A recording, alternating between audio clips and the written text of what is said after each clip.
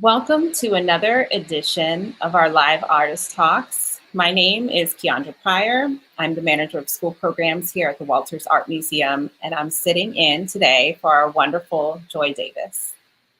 I'm so grateful to be here with you and McKinley Wallace III, an artist, educator, performer, who, if you have not yet become acquainted with, you will do so tonight. Welcome, McKinley. Thank you so much. Before we start today's program, I'd like to acknowledge that today, November 5th, 2020, we are in a moment as a nation of anxious standstill. So I will challenge you that during this program, we not check our feeds, not check our cell phones, but that we be here together. For that, I would like to take a few cleansing breaths and ground ourselves in this moment together and just breathe. Let's take a few breaths.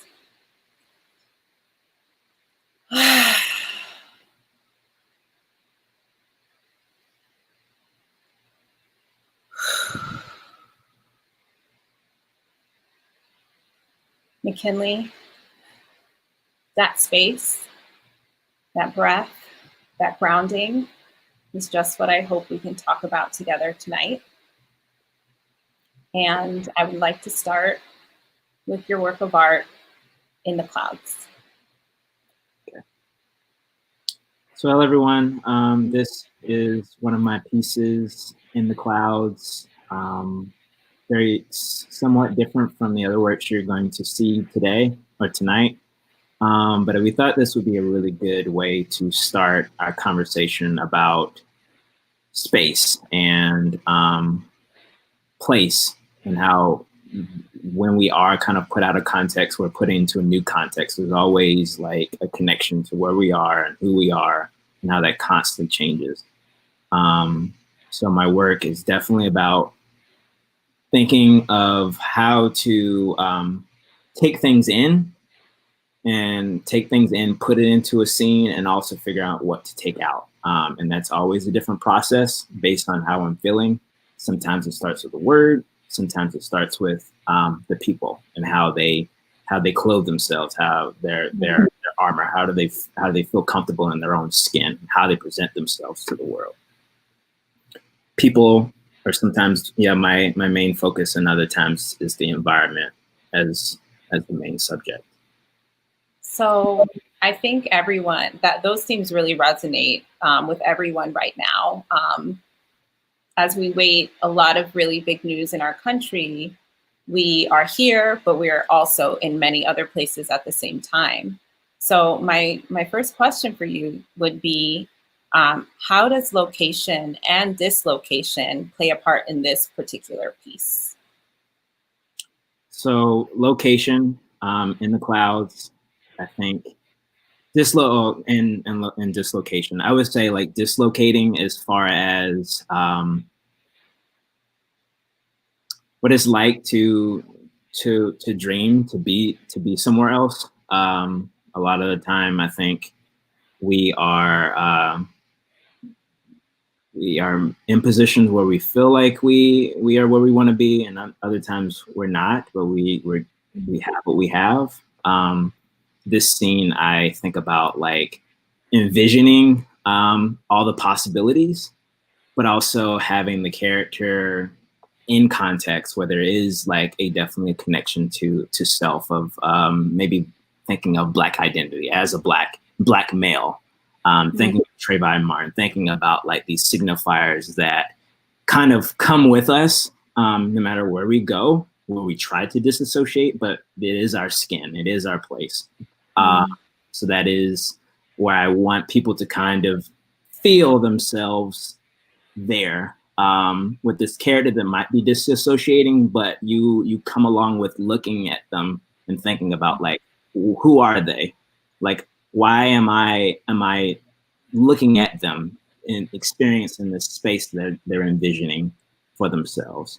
So it's a lot of open content for the viewer to kind of deconstruct for themselves. but the center is the having the character in the center is of the person is something you cannot avoid. So I hear you talking about context and particular signifiers. So I want to go to the first, and throughout this talk with McKinley, we're going to be looking at some works of art from the Walters Art Museum collection that either resonated with his work or would be in great conversation with the work in his ode. So the first piece of work that we wanted to look at in our collection was an Gatho Gecko piece, which is, can you tell us a little bit more about why this particular piece was important to you? So looking through the Walters collection, I used to work at the Walters as a docent, so I'm very familiar with this collection. But like going back and like looking at works that I used to talk about in tours was really exciting. But there are some pieces that I've never seen that just while I was there wasn't in rotation. So seeing this piece, this part of a triptych, you know, the three pieces that are connected to say the same one particular narrative. But I was really into finding one of the three. Like, what is it like to have a third of the story? Part of like a larger story based on the perspective where you're coming from into this scene. There's a lot of openness in there, and there's a lot of space in this particular piece, which is definitely connected to Japanese concepts. One that I would think of called ma, which is about blankness, emptiness, distance, where we think about disassociating. There is a lot of possibility in this one zone, but it is also context based on how these two characters are positioned in this space. So you kind of already come into thinking of these sort of gestures, tableaus, which is something I would talk about a lot at the Walters of how are these positions connected to things we might see on the news? What comes into play? How does it change when we get to see the full narrative? And it's really interesting. Seeing the piece apart from the three does have this disorienting effect on you, but placed back in context, it looks like it's a part of a larger story, and it starts to begin to, the title of it being a general with a young child suddenly starts to make sense. How do you use this idea of disorientation to ground your viewer in your artwork? And I just want to remind the audience that if you have any questions with McKinley, please send them our way. We'll be asking them throughout the program. Would you mind saying that question one more time? Yes, of course. Sorry, that was a lot at once. So what I was saying is, out of context, the first panel of this triptych, you have a lot of questions. There are a lot more questions than answers, right? And when it comes back together, it suddenly starts making more sense. The title, which is about a general saving a young child in the middle of a war, and but apart, it has this very disorienting effect. So my question was, how do you play with this orientation, the disorientation of your viewer in your artworks? So it comes into definitely the pauses, and when I take things out that might be that usually causes the viewer to kind of like zoom in on one particular moment as like their kind of anchor.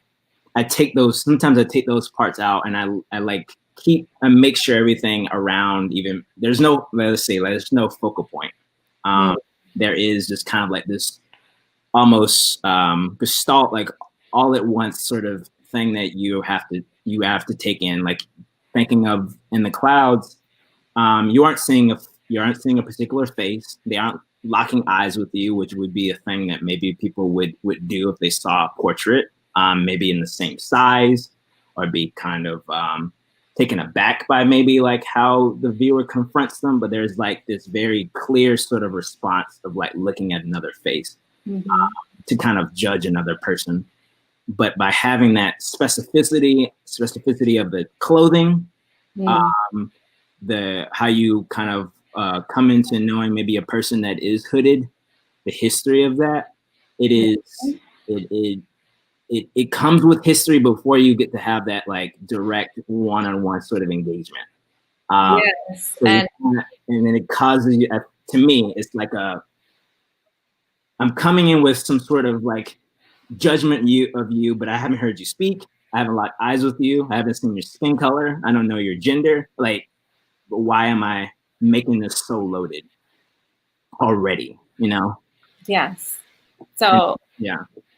And I love that idea of playing the work that you do with identity. And I'd love to go to your next piece on that note, entitled Elizabeth in Little Rock.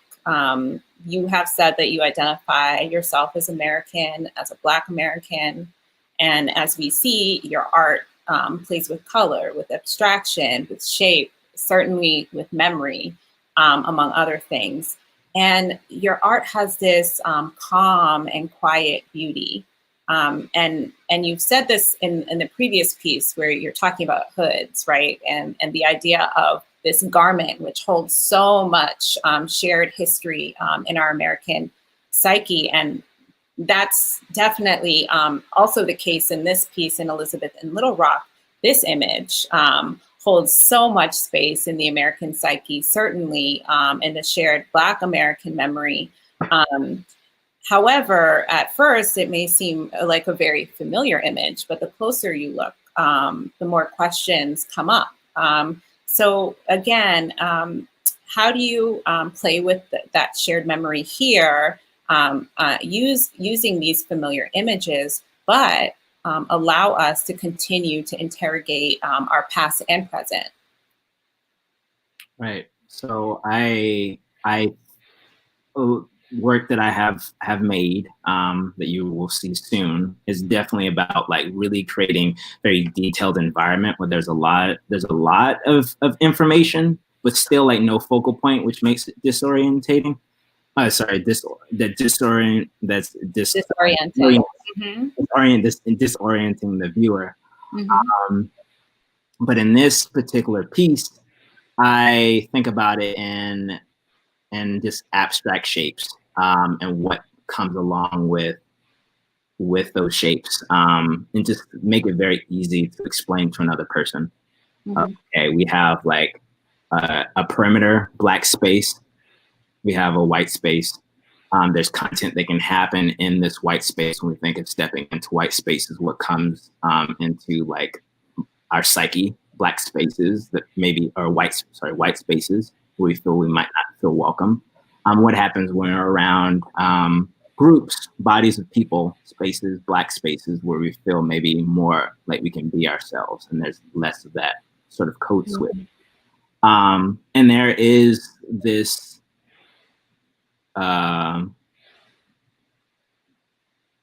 this skill or this sort of opportunity that I like to give the Black individuals in the pieces to be able to navigate through these two spaces. And their character, the way they present themselves shifts based on the photos that I might work with or create from scratch. When I looked at this image, I thought about how can I create like transform it into like a new conversation by thinking of how this Black space intersects the photograph to create like these sort of zones, this sort of segregation that is already present in our memory of this history, but to make it very clear and defined and not blurred. I also am thinking about having that Supreme Court like silhouette or in the background as kind of a hint. We're thinking about the people to people sort of like on the ground sort of connections that are forming, or and the like potential energy of this kind of like intensity that's forming of what could happen. And that is something that we can definitely we can connect to based on like people to people. That's how we find community, and that's how we find like oppression and, you know, me versus them. The Supreme Court in the back is like systemic of things that just exist that are blurred, but we know that this is kind of like something that is looming over us. What we're all kind of like working under. So I wanted that to like provide some context, but to be like maybe the second sort of thing you notice, second read, like they're on. And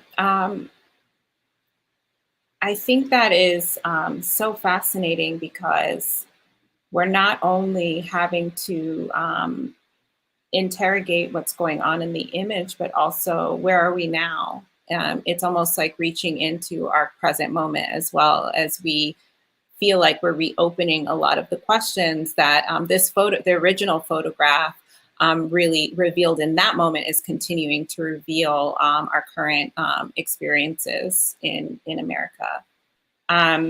So I want to continue on, and there is a question actually from Russell Ward, and he asks, what is print on wood panel? Can you explain that process?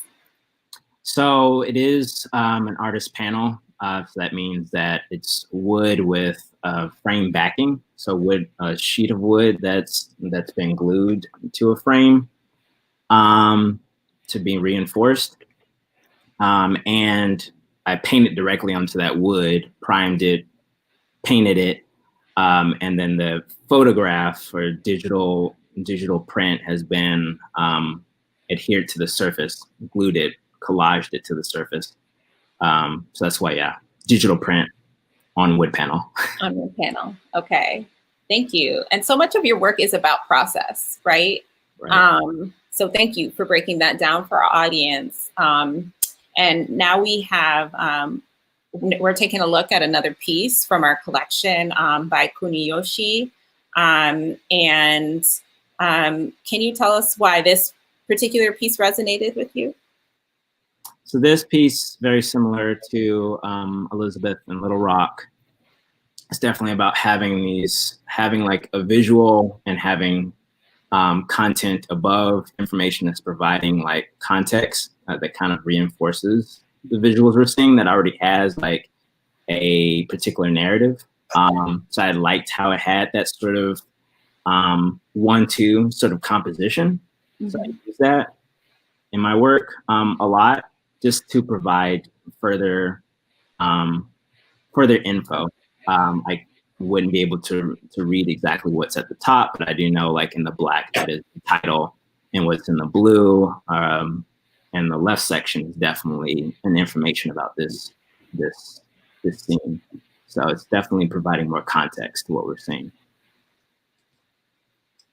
And so context plays a huge role, of course, in your piece, like you just described, but so does texts, and specifically texts written and quotes written by Black thinkers.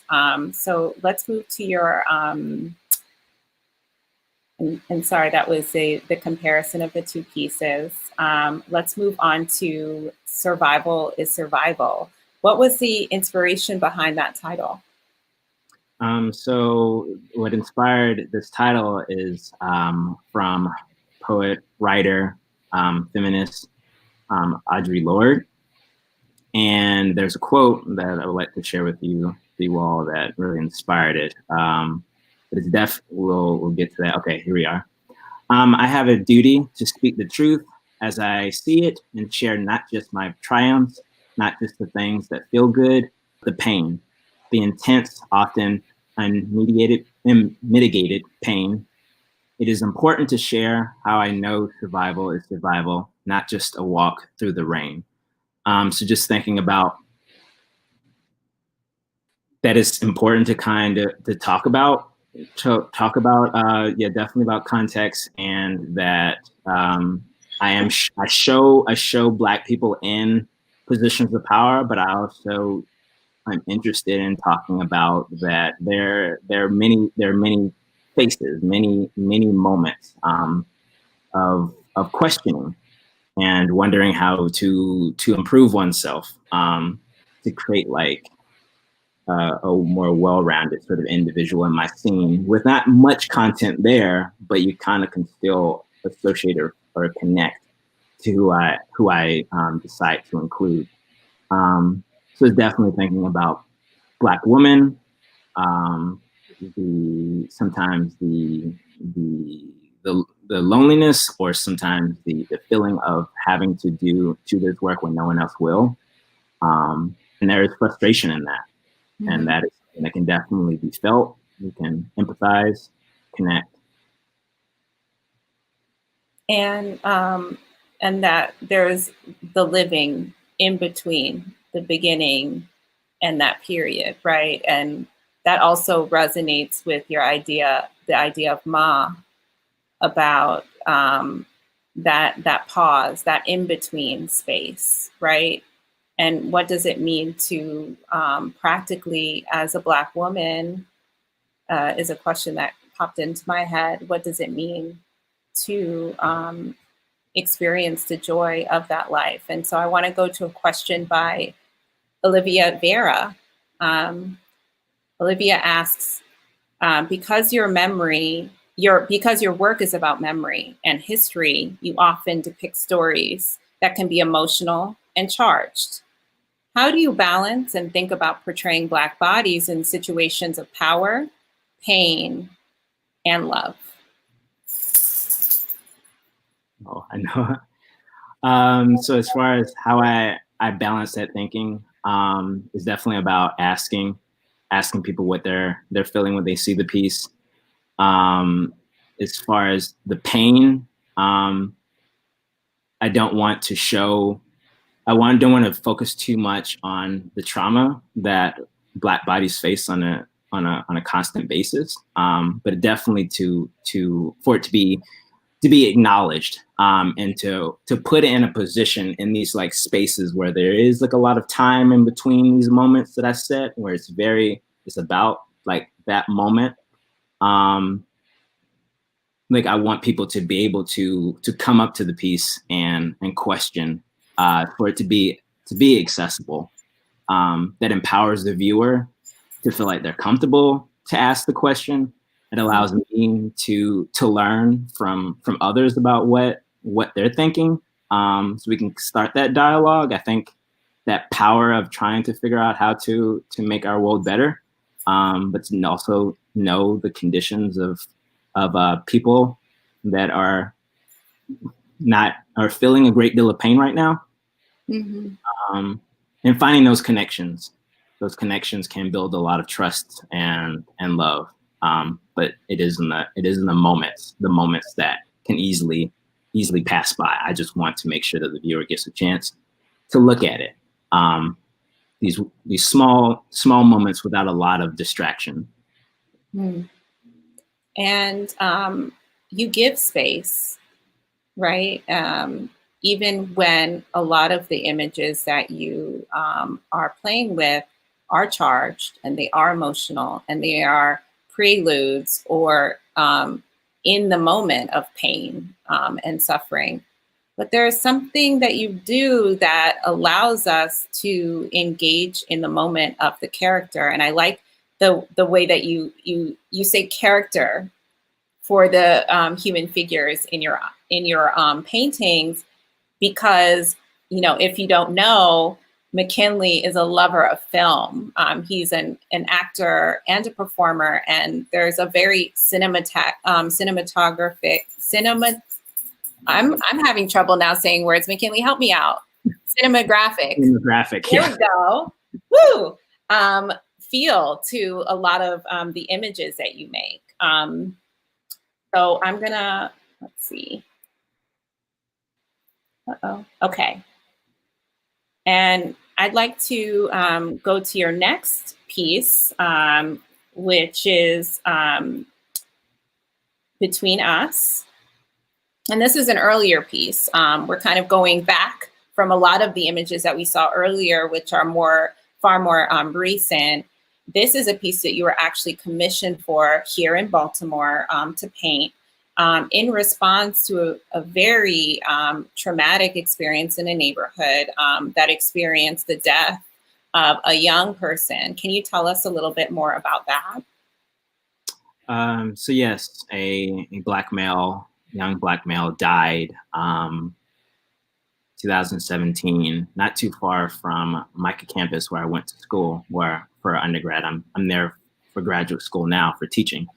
And I was commissioned to celebrate his memory, dying in an apartment complex, and create this piece for that apartment complex to kind of mend that sort of tension between management and residents. So trying to figure out, like, how do I talk about what happened?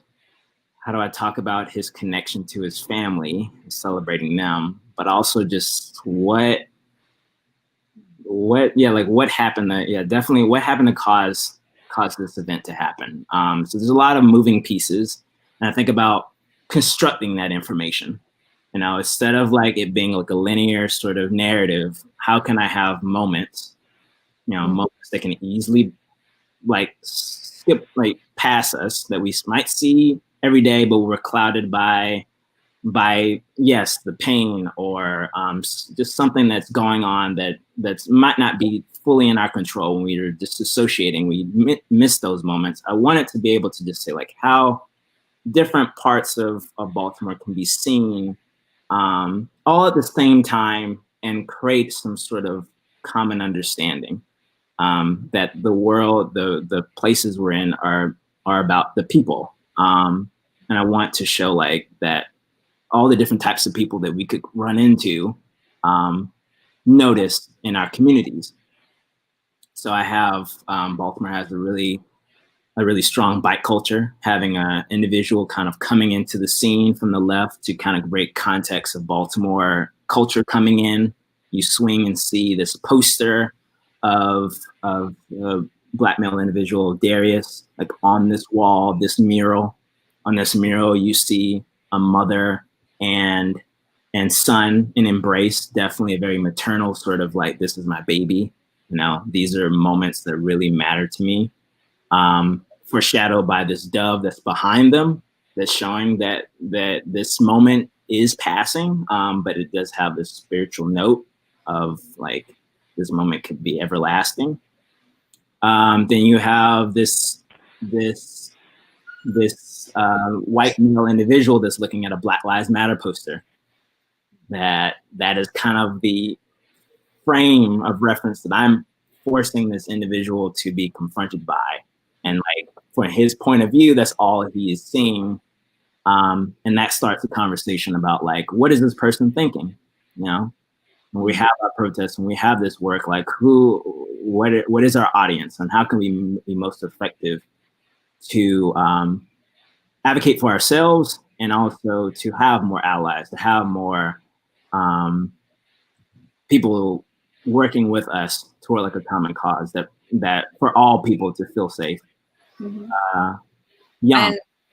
And I think that that thought really segues really well with a question that we have from our audience, from the amazing artist Nicoletta de la Brown. Do you happen to know her? Do you know her? She's amazing, right? She asks, or she states that she appreciates that you acknowledge the pains and the traumas. Can you speak a little bit more about how your work celebrates joy? I think our work celebrates joy based on choice. Like, I think, and this freedom to figure out where we want to be and how we want to be seen. That's why I like to have people like in these open spaces, where I try to like make sure there's enough room for people to see themselves in a light, whether it's maybe the way I'm composing this scene might be from traditions that may not have been made for us, but I'm putting them and framing them in this like zone of kind of like, here I'm front and center, and then maybe there are people behind me that might not get this time to see me shine. And I think there's joy in the struggle, and there's joy in having time to like celebrate your moments, for them to be like memorialized. These moments between mother and daughter, to have like kids playing ball, and that's just it. There's not, you don't have to talk more about that, but it's just having fun. Yeah. And there is something about the resistance of the persistence of joy, right? There's something really beautiful about the Black experience in experiencing joy, right? And that just joy, and picturing this beautiful maternal embrace of a young child, even though it's about something that happened that was traumatic. There is just a pure beauty here of people enjoying themselves on a day in Baltimore. That is really beautiful. Nicoletta thanks you and says your work is breathtaking, as we all know. So talking about Baltimore and talking about location, you've also chosen Bell Tower in Rain by Okeyama. Why this piece? So as we actually were talking about this during planning, that is really interesting to be like in a different world that maybe we're not familiar with, like in Baltimore. Some of us have spent a lot of time in Baltimore and might not have like seen different parts of the world, and there is like this beauty, there is that beauty in that, and that sort of connection to like where you come from, and sticking with it and resisting anything that challenges it. This one, I think it's nice to think about the viewer, a new person coming into a space, where there is a lot of pride and consideration into like the history of how these buildings are put together. That there is this, but looking at, maybe you might not see many people, but you can kind of like start to connect to maybe what some of their principles are, what some of their values are. And I think I noticed that there is that silence, but also like presence of like people that occupy this space. So that's kind of what I was really into. Have that moment to like think about people who might not know Baltimore, people who might not know these foreign spaces, but you can kind of understand where they're coming from, what their values are, if you take the time to look. And this piece is so lovely because you can almost hear the rain falling, you know, like you can almost feel yourself here. And similarly,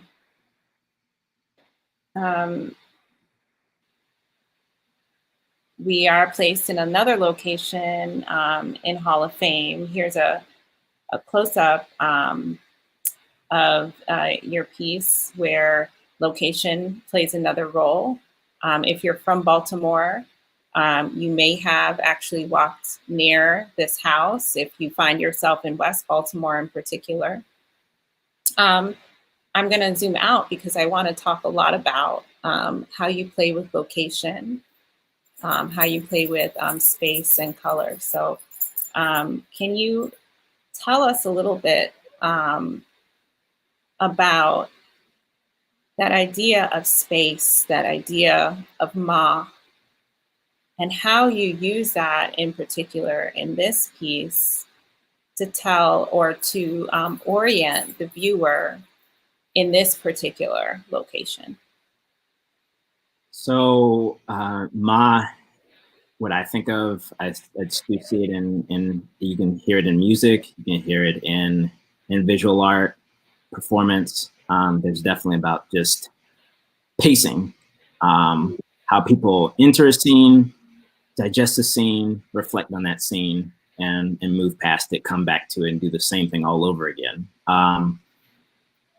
I wanted to create a piece that was definitely timely and connected to, you know, this year, the centennial 19th Amendment, and thinking about women's voting, but also thinking about those who might not have been represented, who might not have been seen at these times, who were definitely did a lot of the work.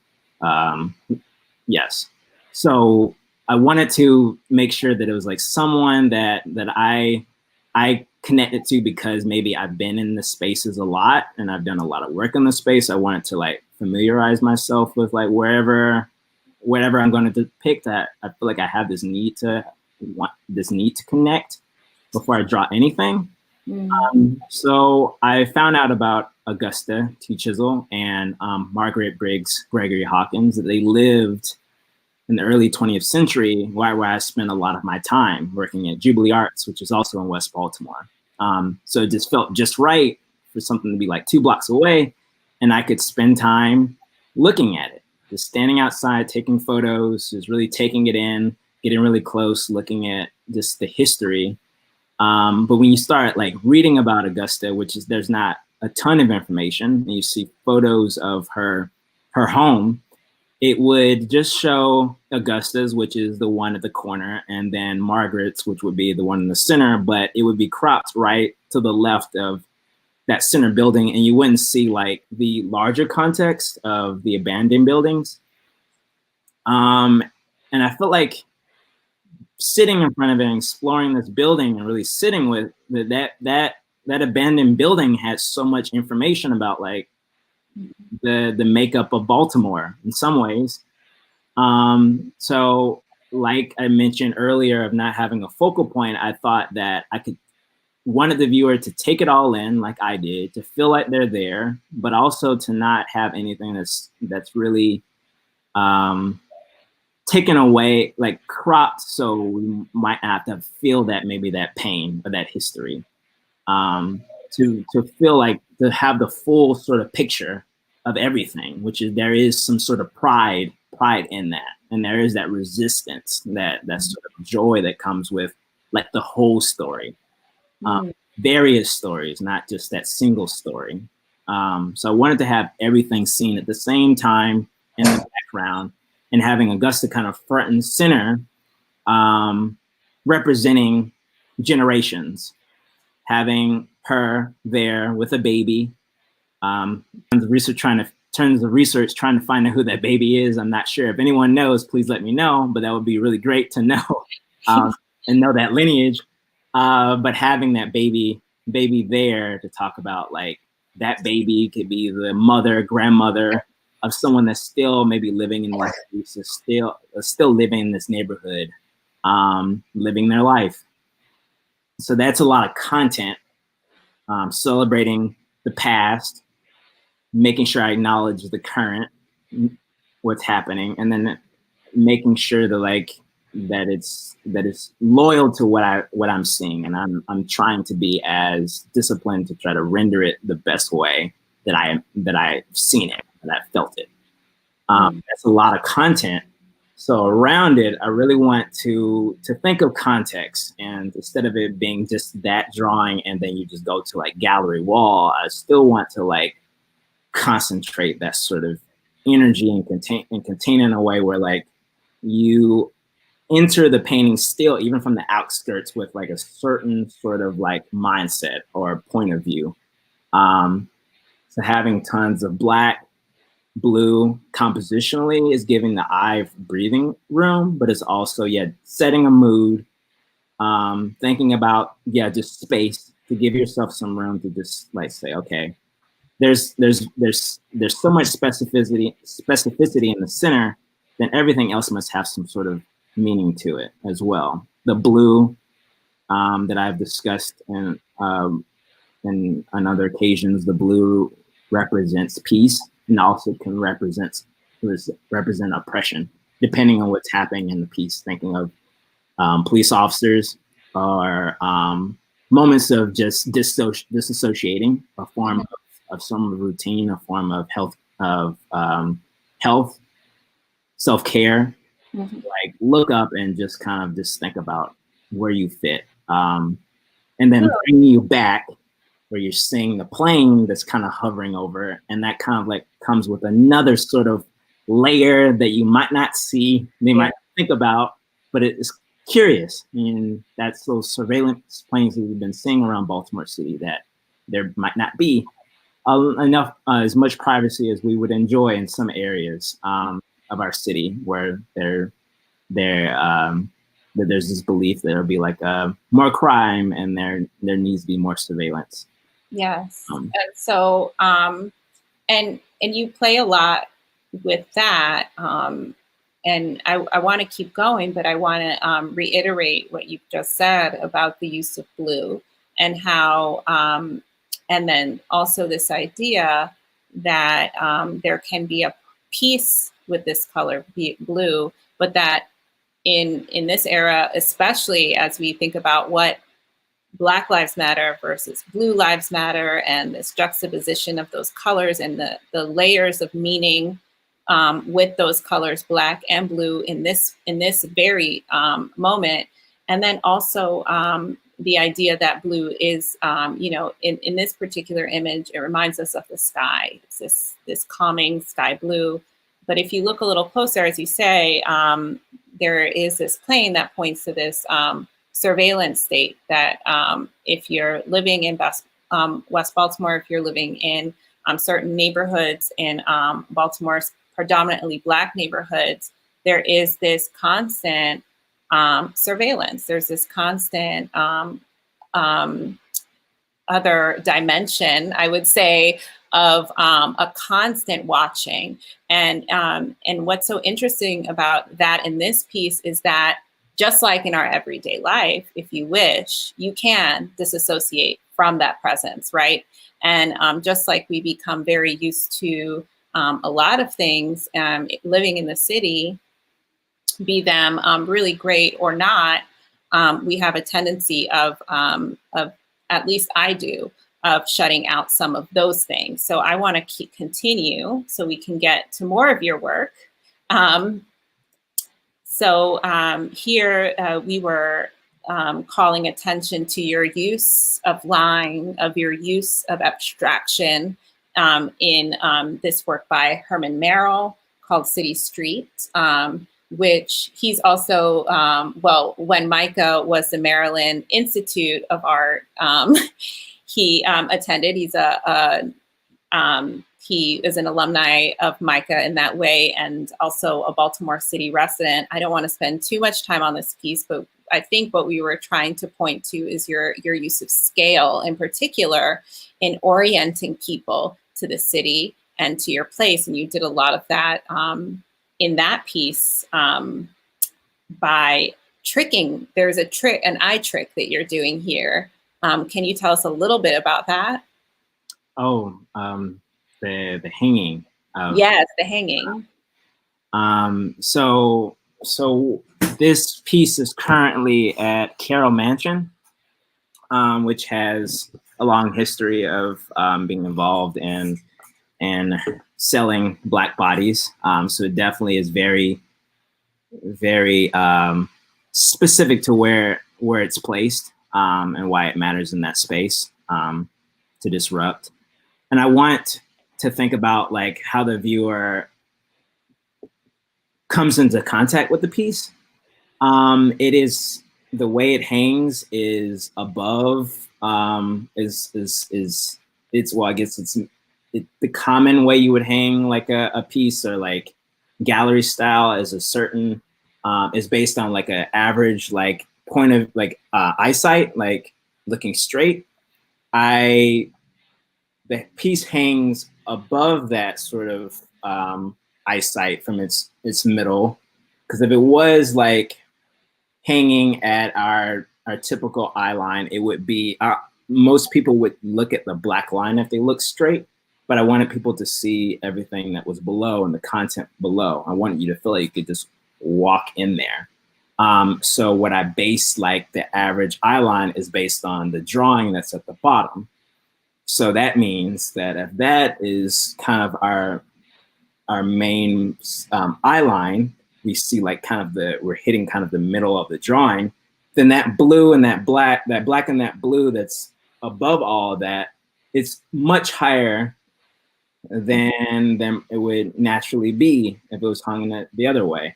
So it's causing the viewer to have to, like, when they come into the room, to like get close, to like take in the visuals that I put in there, the details. Then when you're there, then you're like, oh, what's up there? You have to kind of do that gesture of like looking up, and going through that motion of just kind of taking a piece in, to embrace or just taking all that blue, and it makes you, my intent is to make you feel like you're in another place. That sort of visceral response of maybe when you have like looked at the sky, and what is that sort of feeling you're getting, and what is that feeling of trying to find out what's in the sky that is not familiar, and why is it over a place that I'm in right now currently, and what am I noticing in this place? Why would this be here? So it's constantly opens up the questions of that mystery, but also that specificity of place. So definitely the way it's hanging, I want the viewer to kind of like take it all in and kind of being confronted with it. Okay. We can spend so much time talking about that, but I want to make sure that we get to see everything. So again, context, again, color. Here we are, hopefully in a less familiar scene, right? Where we are again confronted with the carceral state that is America, right? And this idea of blue and black, of calm and disorienting energy as well. Uniform. So this piece is based off of a photograph of police academy in uniform lined up for a photograph. In the photograph, you see the police officer smiling, excited for their time of, ready to get to service. But for me, I thought it's just more police officers trained to do something very quickly. So I wanted to, similar to In the Clouds, where you can't really have that sort of moment of finding some sort of connection with another person, whether you like them or don't. You kind of have to fill in the blanks on your own, and that leaves a lot of moments of pause, like who is this person, like where are they coming from, what county, what city. There's lots of them, and me as the viewer taking it in by myself as one. How do I feel in this lineup of police officers? What is this making me think of? What have I seen in mass media that reminds me of this? How does this make me feel? This is the moment where the blue, instead of it being a form of peace, and it's kind of this feeling of lack of peace. By not having so much blue, I'm really kind of like bare bones, hinting at it kind of around the edges, as if it's like fleeting, and just kind of these officers are kind of sucking up the air in the room, and this maybe like hint of some sort of unity is like almost gone from the surface, where you have to kind of just look at this sort of blank above these bodies in position and sit with that. So uniform, just also really not giving you much information about who they are, just knowing that it's a group of people in uniform. And what is that? What does that mean? Yeah. And just having you talk, because my visceral reaction to this piece is honestly to be like, to hide a little bit, because whenever, as you know, a Black woman, I'm in confrontation with multiple police officers, it's generally not a positive experience. So, you know, seeing this image honestly makes me anxious. But hearing you talk about it a little bit more and how the officers themselves are also flattened, right? And actually my visceral reaction is about me being flattened, right? Of not having any context. I never have the power of context in those interactions, right? You know, or I don't have the power over the context that's being placed upon me. And so it's really interesting that in this piece, you have taken the police officers somewhat out of their context, because we don't see their faces. We don't really understand why they're gathered, and what is my relationship to them as a viewer. So it's really interesting that it actually goes both ways for the viewer, depending on your space and place in America, right? And the officers themselves in this image. It's an incredible piece.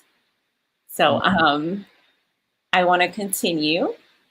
I think we have okay. So again, playing with this shared memory, right? So here we have a really important and somewhat strangely enigmatic figure in Black history. So who do we have here and why? And how is that related to the title, White People Cannot Give Anybody Their Freedom? So it is part of a Stokely Carmichael quote. So definitely a figure that is maybe not seen a lot in history books. Seen in Black Power, definitely making the term very popular, but also a form of resistance that you might not hear about in classrooms. So I wanted him to be seen as a monolith, or just this large presence of symbolizing Blackness. That person who navigated between Black Power movement and peaceful protest. Person that really kind of got it, like had that full picture of the different ways of advocating for the preservation of your body, Black bodies. Mm-hmm. So I want him to kind of be this larger than life sort of figure that he's definitely remembered as by people who know him, read about him. And to have these firefighters who are much smaller being confronted by it, where they can't really look away. They're referencing the Birmingham campaign of the 1960s, where Black individuals were being hosed down all over the place. And I want them to have this moment of pause, of kind of not being able to act on so much of this confidence and this sort of energy of this individual and what he represented. The context is open. I want this sort of like having all that white space around them shows that there's a lot of other things happening. A lot of things we could easily have noticed that might not see this moment take place. But like, what happens if I take all that out? You kind of feel that it's there, but it's not seen, and you really can look at this moment and necessarily see it as like a focal point, like I've mentioned, but just thinking of something that where this is just what matters at that time. And you look up and you having this plane that is also coming through the scene, similar to like other pieces that I've also made just to kind of connect to this current time But having those things kind of together, having Stokely Carmichael, who lived past the 1960s when a lot of like famous leaders did die, but moving past that. So you having this like mid 20th century figure that kind of experienced after civil rights movement kind of came to a close at that time. You have these firefighters are definitely in the 60s in that sort of intensity, and then something with now and figuring out like how these things so connected still, where you really can't even tell like where they're coming from, but you definitely know like this could be happening right now. This Stokely Carmichael poster could be on a wall somewhere. You can still have firefighters who are maybe like thinking of should they hose down like a burning building in a predominantly Black community or move on, or like wondering what to do. The fires of Baltimore after MLK died. So wondering like, what are my actions? What is the power I have? You know, what's my responsibility, and what are the choices I'm going to do with people to support others? So if that makes any sense. It makes a lot of sense. It's a beautiful piece, and it in all of your work just opens up so many more questions and so many more thoughts. And I want to make sure that I give time for our audience. If our audience has any more questions for McKinley, any more questions about this conversation, I think we've been talking for almost an hour, McKinley. This time went by so fast. And I don't want to keep everyone, because I know we could keep talking and talking and talking. But the one thing I wanted to say, because I didn't say it earlier about these planes, is if people weren't aware, or if you're not from Baltimore and you just wouldn't be aware, our city invested a great deal of money into this spy plane program, where there are planes that are currently not flying. They just recently stopped flying. It was a pilot program where it was a continuous surveillance of the city. So although it was supposed to be taking images that were unidentifiable of individual people, it was a constant recording. So I just wanted to make sure people understood that reference. And we're now in the period of giving feedback and telling them, did we like it? Did we not? So I just wanted to give the context of that. And Baltimore, is rife with those histories of that conversation between, which is being had right in this moment in the 60s. And it's definitely happening now of, is it protest? Is it riots? Is it, what is going on? What is this response? What does it mean? And the power really being taken away from people to describe their own experience and how they're responding to it. And that absolutely resonates now. So where can we see more of your work, McKinley? Oh, I see. You can.